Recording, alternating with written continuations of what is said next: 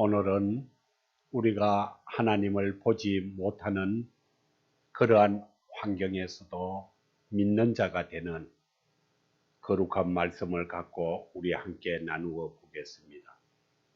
요한복음 20장 19절에서 29절의 말씀은 보지 못하고 믿는 자에 대한 하나님의 계시를 말씀해 놓은 구절입니다. 우리는 지난 부활절 21년 4월 4일 주일 예배를 통해서 보이지 않는 축복이라는 제목으로 지금은 어중간한 중간 시기에 믿음 생활을 어떻게 하는 것인가 함께 나누었습니다. 우리는 지난날의 말씀을 잘 기억하면서 이어지는 말씀으로 우리 오늘 함께 나누어 보겠습니다.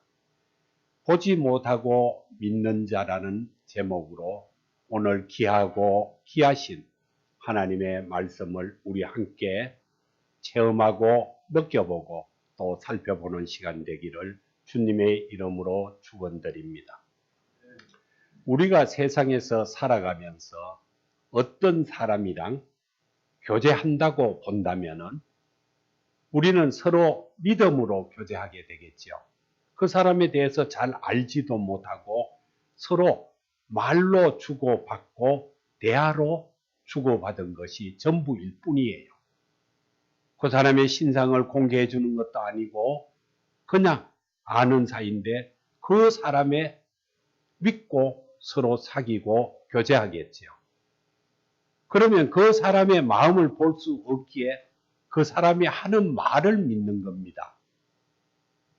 그런데 왜 사람들은 하나님의 말씀을 보고 믿지 않을까요?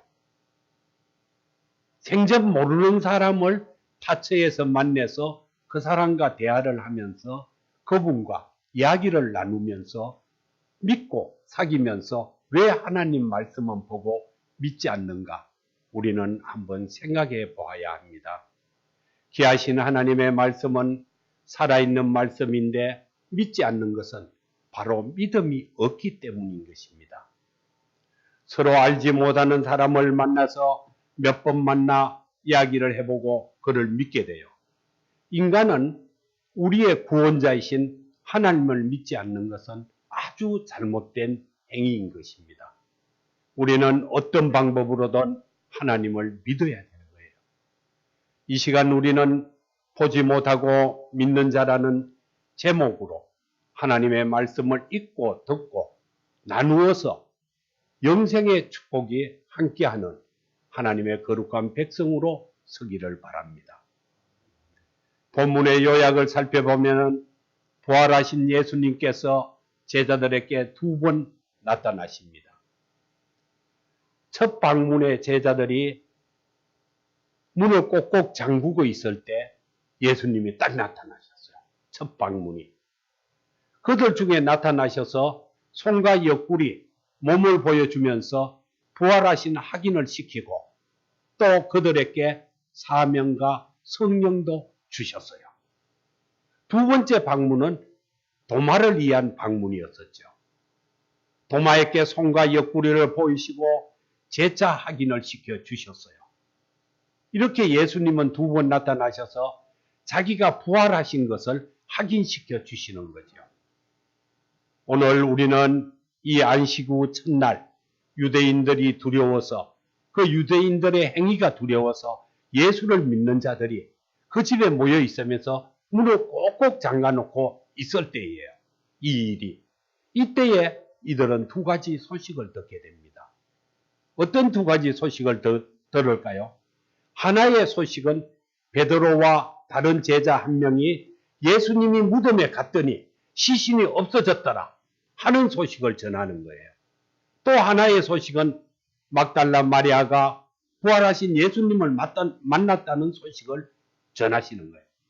이 2가지 소식을 듣고도 이들은 여전히 예수님의 부활을 실제로 믿지 않았어요. 그럴 때 예수님이 나타난 거죠. 그들은 무서움에 두려움에 떨고 있으면서 문을 꼭꼭 닫고 있었는데 예수님이 그 자리에 오셔서 첫 번째 하시는 말씀이 평강이 있을지어다 하고 말씀하신 것입니다. 이렇게 예수님이 너희 평강을 기원하시는 거죠.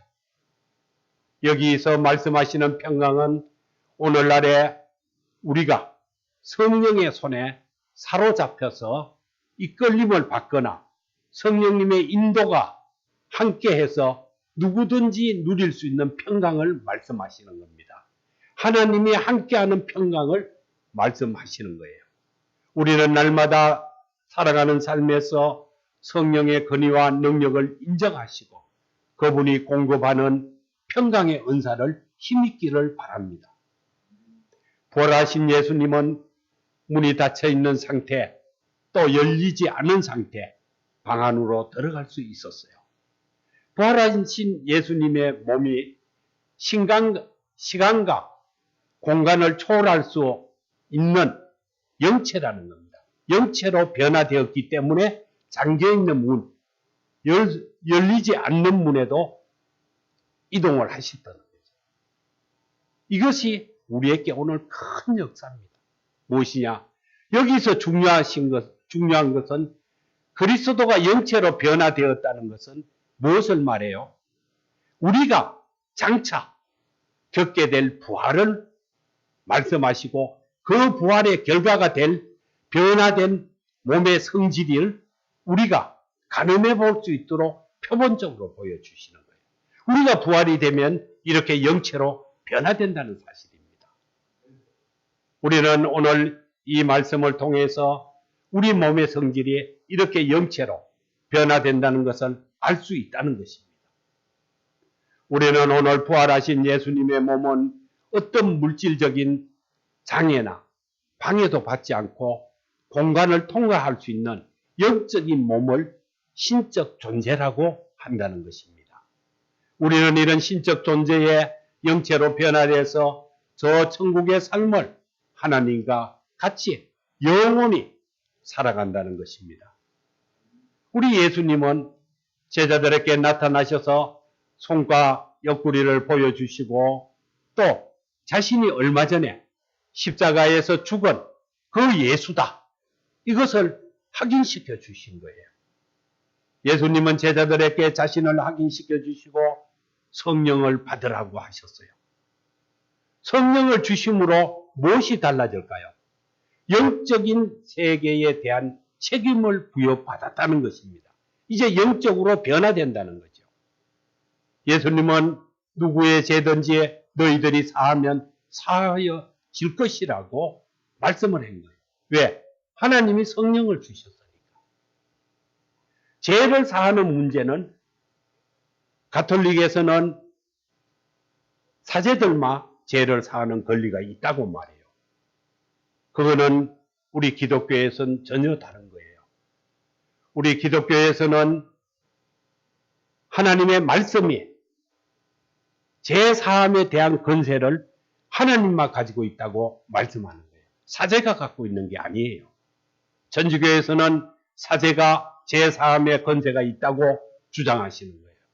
우리는 하나님만이 죄 사함의 권세를 갖고 있고 그 갖고 있다는 권세는 즉 다른 말로 제자들이나 혹은 교회가 선포한 복음을 받아들여서 그 복음을 나에게 받아들이는 거예요. 받아들여서 믿고 회개하는 자는 죄사함을 받는다는 거예요. 누가? 하나님이 그렇게 죄사함을 허락하신다는 겁니다. 오늘 우리는 본문 20장 29절의 중요한 말씀, 보지 못하고 믿는 자가 복되도다. 이것이 우리에게 큰 오늘 말씀인 것입니다. 부활하신 예수님은 직접 손으로 보지 못하고 손으로 만져 또 우리가 함께하지도 못하지 않습니까? 그런데 그것을 믿는 자가 복이 있다는 것입니다. 도마는 직접 보고 만져보기 전에는 믿지 못하겠다고 말씀했어요. 그러나 도마에게 예수님은 나타나서 네 손으로 내 옆구리를 만져보라. 여기 손을 넣어보라. 이렇게 확인을 시켜주고 예수님의 하신 말씀을 믿음 없는 자가 되지 말고 믿는 자가 되라고 질책하셨어요. 우리는 바로 이 도마처럼 보지 않고 또 만져보지 않고 함께하지 않는다고 믿지 않으면 안 돼요. 도마는 즉시 예수님께 고백했어요. 뭐라고요? 나의 주님이시여, 나의 하나님이시여 하고 고백한 거예요. 네가 믿는 자가 되라고 실책을 받고 바로 그는 하나님께 고백을 하고 하나님의 거룩한 제자가 또 그의 삶을 하나님을 위해서 이 땅에서 살으셨죠. 우리 모두는 보지 못하고 만지지 못하여도 예수님을 우리의 구원자요, 우리의 주님이시여, 우리의 하나님이라고 믿음으로 고백하는 대단한 주님 자녀 되기를 기원드립니다. 우리는 하나님이 주시는 성령님과 함께 이 세상에 살면서 하나님의 정인이 되어야 돼요.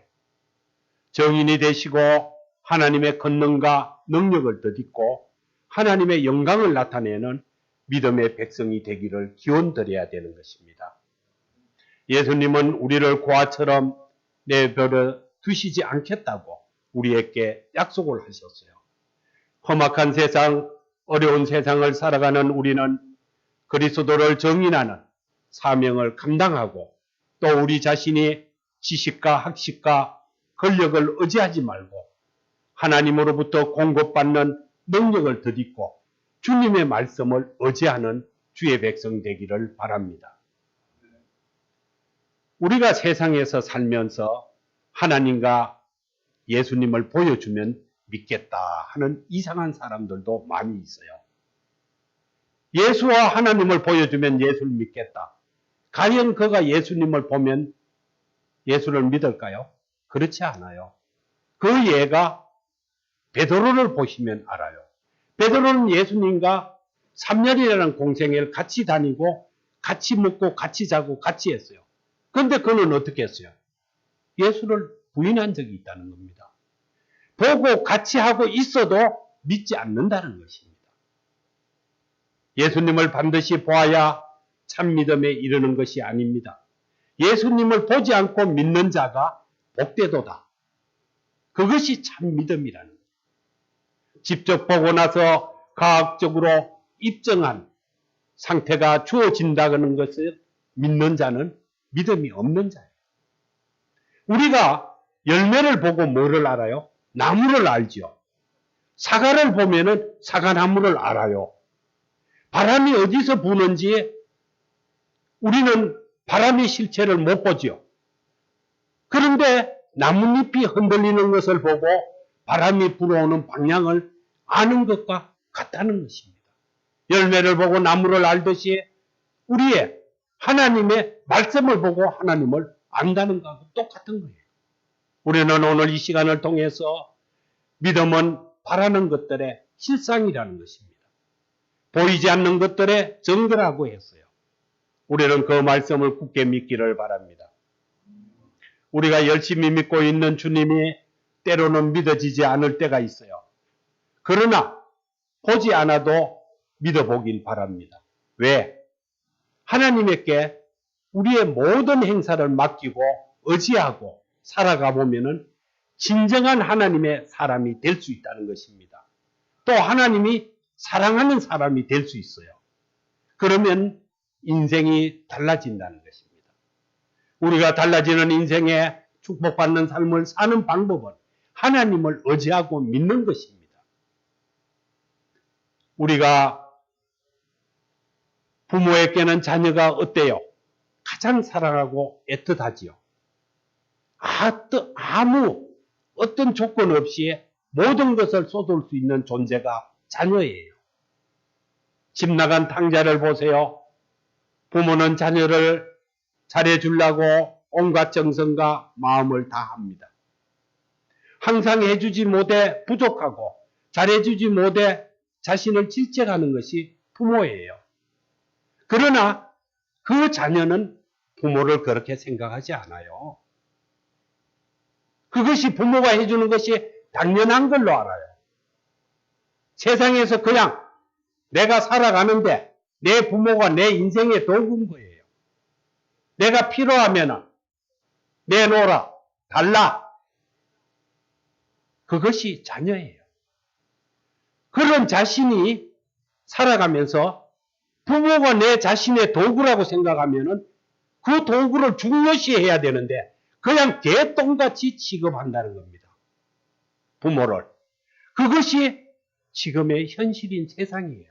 이렇게 세상이 어렵고 힘든 세상을 우리는 살아가고 있다는 것입니다. 물론 다 자녀들이 이런 것은 아닙니다. 일부의 자녀들이 행실이 나쁘다고 보는 거죠. 그러나 바로 이 말씀은 뭐냐? 하나님이 우리를 자녀로 삼았고 주의 백성으로 삼았기 때문에 이렇게 우리가 자녀를 보는 눈같이 하나님이 보신다는 것입니다. 그것이 중요한 거예요. 하나님은 더해주고 싶고 평안히 쉬게 하고 싶고 우리를 최고로 해주려고 애를 쓰는 것이 우리가 세상에서 사는 부모가 자녀한테 하듯이 하나님이 그렇게 우리에게 해주신다는 것입니다. 그것을 우리가 보지 않아도 믿는 우리의 믿음이 있기를 바라는 말씀이에요. 우리는 보지 않고 믿는 우리에게는 하나님이 큰 복이 있다고 했어요. 그 복을 우리가 복받는 그 자리에 서기를 바랍니다. 하나님의 축복의 빛이 내가 서 있는 자리에 내려지고 그 빛이 나의 강명의 빛이 돼서 내일을 향하여 달려가는 주의 큰 백성 되기를 축원드립니다. 예수님이 부활하셔서 그 부활이 실제라는 것을 제자들에게 보여주고 그 당시에 이스라엘 백성들에게 보여주셨어요.